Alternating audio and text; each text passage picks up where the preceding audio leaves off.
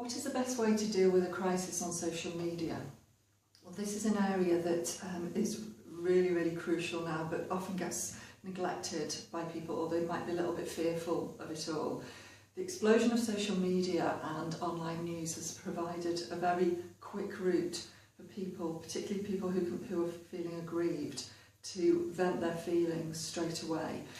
This can have a potentially damaging effect on a company or organisation, and failing to protect your brand online can really affect how customers or potential customers view you. It's important to plan ahead by thinking about the potential issues that could come up, and thinking about how you might respond to them, almost like a bit of a Q&A, question and answer. So think about an issue that could come up and how you would deal with it, some of the messages that you would be keen to get across. It's also a good idea to set up monitoring tools such as Google Alerts and Hootsuite, so you're aware of what might be being said about your company and organisation.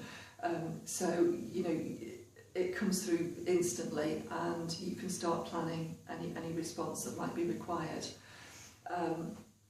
It's also important if you see comments coming through, particularly if they're negative, to take a step back and be considered rather than just rushing in there wanting to respond, which can be a natural response. Most of us would actually want to do that, but take a step back. Put the comment into context. Think about who has said it. What are they actually saying? It could be a habitual complainer who complains about lots of different organisations or companies. Perhaps take a look at their social media profile to get an idea of who they are and the kind of comments that they make. Do you have an understanding of the situation? It will be time to take action now and to respond in a measured way.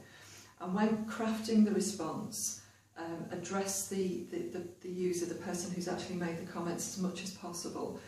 Avoid any corporate messaging, because people will see right through that and it will look as though it's just been put together, almost like a response that you take off the shelf. It may be worth saying to the person that you will contact them individually to discuss the issue. And then, by that you're actually taking ownership of the situation. Educate and resolve and monitor for future feedback.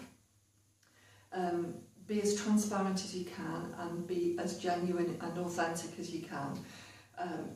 Because this will be something that as a responsible company owner or top of head of an organisation, you will really be wanting to deal with this. You won't be wanting to ignore any potential problems, issues or concerns. And lastly, don't take it personally. It can be really easy to take it personally, but try not to.